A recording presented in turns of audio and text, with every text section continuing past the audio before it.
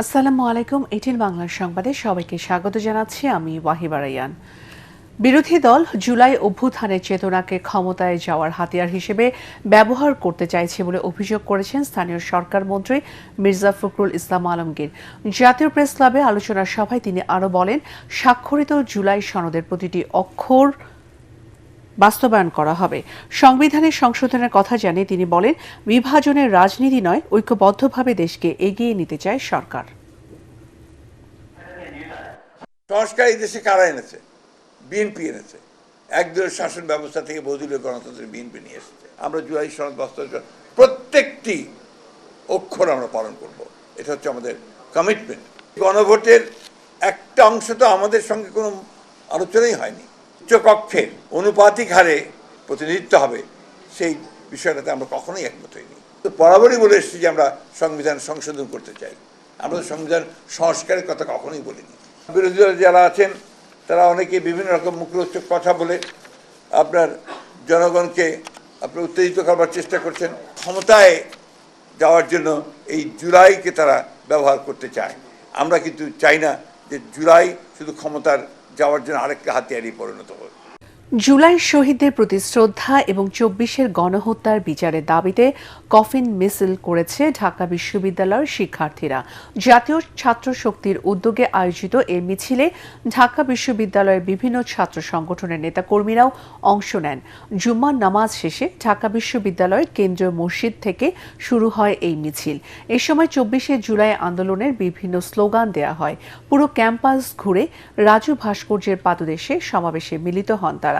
এই সময় ছাত্র দলের ঢাকা বিশ্ববিদ্যালয় শাখার সাধারণ সম্পাদক নাহিদুজ্জামান শিপন সরকারের প্রতি জুলাই শহীদের আকাঙ্ক্ষা বাস্তবায়নের দাবি জানান।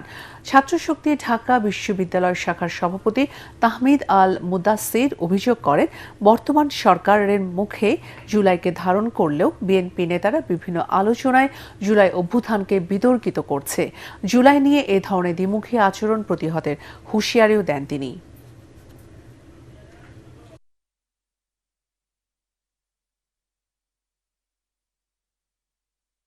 সরকারি বেসরকারি কোনো ধরনের ত্রাণ সহায়তা পাচ্ছে না দক্ষিণ চট্টগ্রামের বানভাসী মানুষ। স্মরণকালে ভয়াবহ বন্যায় যখন হাজার হাজার পরিবার অনাহারে দিন কাটাচ্ছেন, তখন ত্রাণ বিতরণে চরম অনিয়মের অভিযোগ করেছেন সাতকানিয়া ও বাঁশখালীর স্থানীয় জনপ্রতিনিধিরা। এদিকে বন্যার কারণে চট্টগ্রামের মাধ্যমিক ও উচ্চ মাধ্যমিক শিক্ষা বোর্ডের এইচএসসি ও সমমানের পরীক্ষা অনির্দিষ্টকালের জন্য স্থগিত করেছে চট্টগ্রাম শিক্ষা বোর্ড। চট্টগ্রামের বন্যা কবলিত এলাকায় সরকারের ত্রাণ কার্যক্রম চলমান রয়েছে বলে জানিয়েছেন অর্থ ও পরিকল্পনা মন্ত্রী আমির খসরু মাহমুদ চৌধুরী। তিনি বলেন, পরবর্তী ধাপে ক্ষতিগ্রস্তদের পুনর্বাসন, কৃষকদের সার ও বীজ সরবরাহ এবং বন্যা পরবর্তী রোগ ব্যাধি প্রতিরোধে স্বাস্থ্যসেবা কার্যক্রমও শুরু হবে। চট্টগ্রামের বন্যা কবলিত এলাকায় ত্রাণ সহায়তা বিতরণ শেষে তিনি এসব কথা বলেন। মন্ত্রী জানান, বন্যায় এ অঞ্চলে 7 লাখ মানুষ ক্ষতিগ্রস্ত হয়েছে। ইতোমধ্যে 1 লাখ মানুষের মাঝে পর্যাপ্ত পরিমাণে ত্রাণ বিতরণ করা হয়েছে। ক্ষতিগ্রস্ত সড়ক দ্রুত মেরামতের জন্য সংশ্লিষ্টদের নির্দেশ দেওয়া হয়েছে। আমরা ইতিমধ্যে 40,000 পরিবারকে চাল দেওয়া হয়েছে, 75,000 পরিবারকে শুকনা চাল ডাল ইত্যাদি দেওয়া হয়েছে, প্রায় 40,000কে রান্না বান্না করে খাওয়ানো হয়েছে। এই ধারা কিন্তু অব্যাহত আছে, এটা চলতে থাকবে। এরপরে পুনর্বাসন কার্যক্রম আরম্ভ হবে। যাদের বীজ দরকার, সার দরকার ইত্যাদি ইত্যাদি যা প্রয়োজনীয় পুনর্বাসন কাজ এরপরে শুরু হয়ে যাবে। এবং স্বাস্থ্য সেবা, যেখানে অসুখ বিসুখের একটা বন্যার পরে একটা সাধারণত দেখা যায় একটা প্রকোপ দেখা যায়, সেজন্য ওষুধ বিশুদ্ধ সব প্রস্তুত আছে।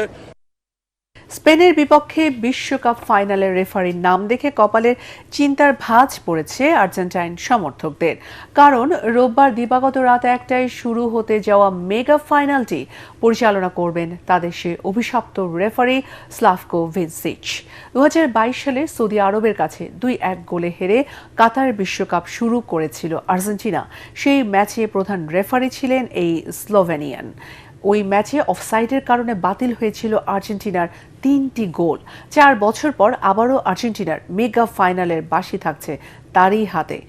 মেটলাইফ স্টেডিয়ামের হতে যাওয়া শিরোপা নির্ধারণী ম্যাচে সহকারী রেফারি হিসেবে থাকবেন ভিনসিচের স্বদেশী তোমাস ক্লাঞ্চিনিস, আন্দ্রাস কোভাসচিস, চতুর্থ অফিসিয়াল জর্ডানের আধাম মাখাতমেহ, আর ভিআর প্রধান থাকবেন জার্মানির বাস্টিয়ান ড্যাঙ্কার্ট।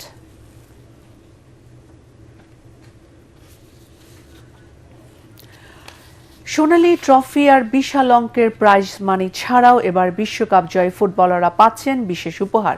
প্রথমবারের মতো তাদের দেওয়া হচ্ছে রাজকীয় চ্যাম্পিয়নশিপ রিং। উত্তর আমেরিকার বিখ্যাত ক্রীড়া ঐতিহ্য থেকে অনুপ্রাণিত হয়ে এই চমৎকার উদ্যোগ নিয়েছে ফিফা। ফাইনাল শেষে চ্যাম্পিয়ন অধিনায়ক ও কোচের আঙ্গুলে উঠবে এই বিশেষ স্মারক। পরে দলের 30 জন ফুটবলার পাবেন নিজস্ব মাপের কাস্টমাইজ রিং। সবচেয়ে বড় চমক হলো 2026 সালকে স্মরণীয় করে রাখতে সমান সংখ্যক আংটি তৈরি করা হয়েছে। বিশ্বজয়ীদের 30টি আংটি দেওয়ার পর বাকি 1996টি আংটি পাবেন বিশ্বজুড়ে ছড়িয়ে থাকা ভাগ্যবান সমর্থকরা। ট্রফির পাশাপাশি বিশ্বজয়ের গৌরব এবার শোভা পাবে ফুটবলার ভক্তদের হাতেও।